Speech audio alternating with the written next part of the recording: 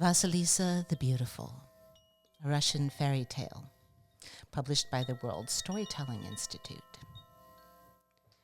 A long time ago, there lived a merchant and his wife. They had one child, a girl called Vasilisa. One day, the mother placed a little doll in the child's hands and said, "My child, I am dying. Take this doll as my blessing. Always keep it with you and never show it to anybody.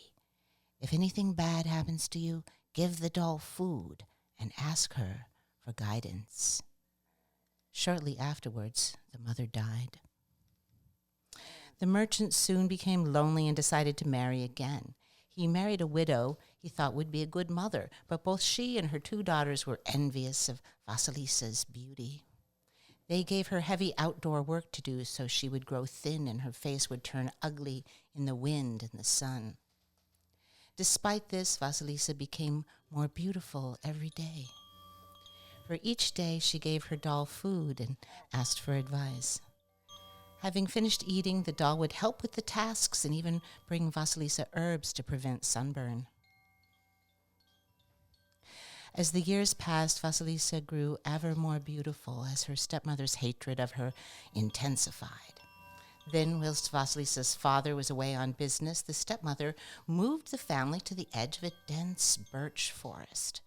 This was not just any birch forest, for in this forest lived the terrifying witch, Baba Yaga, a witch who ate people like others ate chicken. Every day, the stepmother sent Vasilisa into the forest, but the girl always returned safe and sound with the guidance of her magic doll. Then one night the stepmother crept around the house and extinguished all the candles. As the last candle failed, she said in a loud voice, "It's impossible to finish our work in the darkness. Someone must go to Baba Yaga and ask for a light." "I'm not going," said the first stepdaughter, who was stitching lace. "I can see my needle." "And I'm not going," said the second stepdaughter, who was knitting stockings. "I can see my needle." So Vasilisa was thrown out into the dark, forbidding forest. Despite her fear, she fed her magic doll and asked for its advice.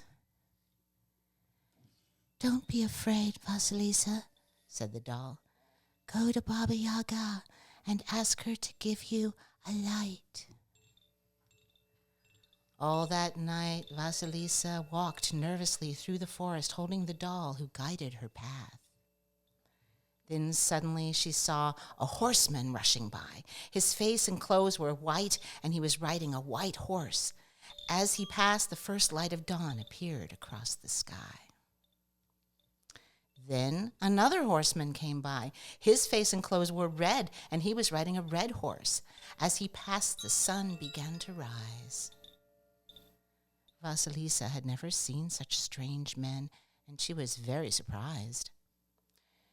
She walked all day until at last she came to Baba Yaga's hut, which stood forbidding on its large chicken legs. A fence made of human bones surrounded the hut. It was crowned with human skulls. The gate had a sharp set of teeth that served as a lock. Vasilisa was terribly afraid. Suddenly, another horseman galloped by. His face and clothes were black, and he was riding a black horse. He rode through the gates and disappeared. As he passed, night descended. As the sky darkened, the eyes of the skulls began to glow. Their light illuminated the forest. Vasilisa trembled. She wanted to run, but her legs would not move. Almost immediately, she heard a hideous noise. earth shook, the trees groaned, and there was Baba Yaga riding in her mortar and pestle. She stopped and sniffed the air. "I smell a human," she cried. "Who is here?"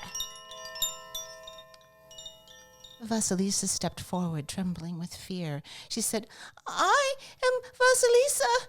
My stepmother sent me to ask you for a light." "I know of her," Baba Yaga replied. "Stay with me for a while. If you work well, I will give you light. If you do not, I will cook you and eat you." Baba Yaga commanded the gates to open and rode in. Vasilisa followed, and the gates closed fast behind her. As they entered the hut, Baba Yaga ordered Vasilisa to bring her what was on the stove. There was enough food to feed 10 men. Then from the cupboard she collected kvass, a drink made from fermented rye flour, mead, a drink made from fermented honey, beer, and wine. Baba Yaga ate and drank everything. She left Vasilisa nothing but a crust of bread. "I'm tired," Baba Yaga said. "Tomorrow, Vasilisa, you must clean the yard, sweep the hut, cook the supper, and wash the linen. Then you must go to the corn bin and separate seed by seed the mildewed corn from the good corn. And mind that you remove all the black bits. You don't complete these tasks, I will eat you." Soon Baba Yaga started snoring. Her long nose rattled against the roof of the hut. Vasilisa took her doll out of her pocket, gave it a crust of bread, and said, "Please help me. Baba Yaga has given me an impossible task to do, and if I fail, she will eat me." The doll replied, "Don't be afraid, Vasilisa. Eat your supper and go to bed. Mornings are wiser than evenings." Although Vasilisa woke early the next morning, Baba Yaga was already up. Vasilisa went to the corn bin and found the doll, picking out the last black bits. The other tasks were also fulfilled. The doll said, "All you have to do now is to prepare the supper, and after that you can rest."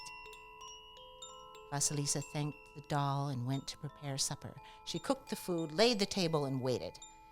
As the skull's eyes began to shine, the trees groaned, the earth trembled, and there was Baba Yaga. "Have you done what I told you?" she asked Vasilisa. "Yes," replied the girl. Baba Yaga was very upset, for she wanted to eat the girl, but the tasks were all completed. Hiding her anger, she said, "Very good," and then cried loudly, "My faithful servants, grind the wheat." From nowhere, 3 pairs of hands appeared. They took the wheat and vanished. Baba Yaga ate the supper and said to Vasilisa, "Tomorrow you must do the same tasks, and then you must go to the storeroom and sort out the dirt from the poppy seeds." The next morning, Baba Yaga again rode off in her mortar. Vasilisa, with the help of her doll, finished the tasks. In the evening, the old woman came back and checked everything over. 3 pairs of hands appeared. They took the bin of poppy seeds and vanished. Baba Yaga sat down to eat. "Why do you sit there so quiet and still?" she asked Vasilisa. "I'm afraid to speak," said Vasilisa. "Would you mind if I asked you some questions?" "Ask if you want," said Baba Yaga, "but remember that not every question has a good answer." Vasilisa hesitated and then spoke. On my way here, I saw a white horseman. Who was he?" "That was my bright day," answered Baba Yaga. Vasilisa continued. "Then I saw a red horseman. Who was he?" "That was my red sun," answered Baba Yaga. And then a black horseman overtook me whilst I was standing outside your gate. Who was he?" That was my black midnight, answered Baba Yaga. These horsemen are my faithful servants. Have you any further questions? Vasilisa remembered the 3 pairs of hands, but remained quiet. Now I have a question for you. How have you managed to carry out all the work so quickly? Vasilisa replied, My mother's blessing helped me. I knew it, said Baba Yaga. You'd better be gone. I will not have people with blessings in my home. With that, the old woman pushed Vasilisa out of the hut through the gate. Then she took one of the skulls, stuck it on the end of a stick, and gave it to the girl, saying, Here's a light for your stepmother and her daughters. That's what you came here for, isn't it? Vasilisa walked all day, and by the evening she reached her home. As she approached the gates, she was about to throw away the skull, but suddenly she heard a muffled voice say, You must keep me. Your stepmother and her daughters have need of me. The girl carried the skull into the house. As she entered, the skull fixed its eyes on the stepmother and her 2 daughters. Its eyes burnt them like fire. They tried to hide, but the piercing eyes followed them and never let them out of their sight. By morning, nothing was left of the 3 women except 3 heaps of ash on the floor. Vasilisa was unharmed. She buried the skull in the garden and went to find shelter in the nearest town. Here she lodged with an old woman. One day the old woman gave Vasilisa some flax. With it, Vasilisa spun the most beautiful thread, so fine it was like hair. Then she weaved the thread into the most exquisite cloth. It was brilliant white, soft, and so beautiful. Vasilisa gave it to the old woman and said, Grandmother, you've been so kind to me. Sell this cloth and keep the money. The old woman looked at it and said, My child, this is too fine to sell. I'm going to take it to the Tsar. So she brought it to the Tsar as a gift. The Tsar thanked the old woman and gave her many presents before sending her home. Impressed with the beautiful cloth, the Tsar tried to find someone who could make shirts from it. However, all the tailors declined the work, as the cloth was too fine for them to handle. In the end, the Tsar called the old woman and said, You must know how to sew the cloth as you made it. The old woman replied, No, Your Majesty, it was not my work. It was done by a girl I took in. So the Tsar asked the old woman to see if Vasilisa would make the garments. Vasilisa made the shirts, and the old woman took them to the Tsar. As she waited for the old woman to return, one of the Tsar's servants entered. He said loudly, His Majesty wishes to see the needlewoman who has made his wonderful clothes. So Vasilisa went to the palace. Vasilisa and the Tsar were captivated by each other, and eventually they married. When Vasilisa's father returned, they invited both him and the old woman to come and live at the palace. Also at the palace was the little doll. Vasilisa carried it around in her pocket until the day she died. Wow.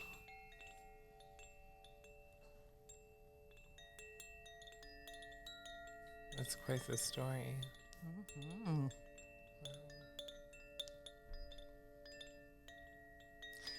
Thank you for playing those beautiful chimes. That really added a lot. Well, why don't you give some love to our supporters? Yeah. So we have some supporters. I don't know if it's been 20 minutes, but we gotta shout out some Baba Yaga shout out people for our podcast, starting with Book and Puppet Company in Easton, Pennsylvania, a real community bookstore with with events for kids and grown-ups. bookandpuppet.com. Please visit bookandpuppet.com and also come visit us at our location here in Easton at 163 Northampton, next to the Lenape Cultural Center. And then we have Quadrant Book Mart and Cafe. That's in Easton as well, downtown, and it's on 20th North 3rd Street. They're open from Wednesdays through Sundays, and it's from 8 a.m. Sorry, I'm thinking about my shifts, not the actual company because I work there.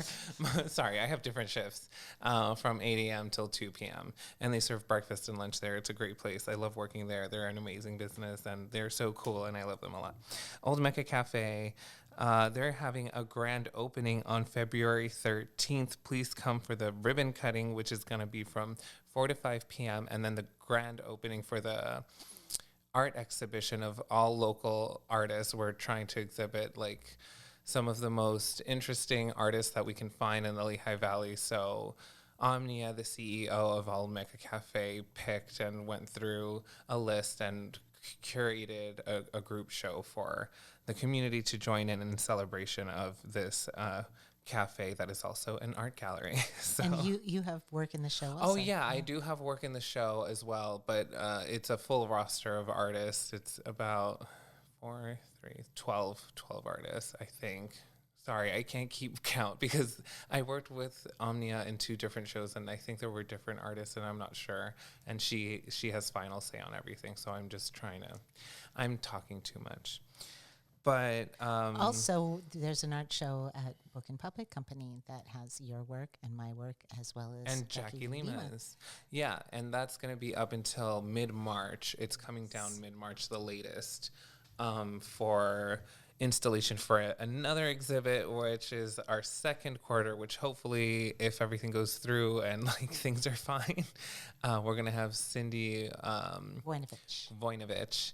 And I'm excited because I've been planning with them what this show could look like and what kind of things we could host. So I'm really excited to kind of have a new experience with, a single artist and what that could look like for the community and how we can come around that. So I'm really looking forward to that.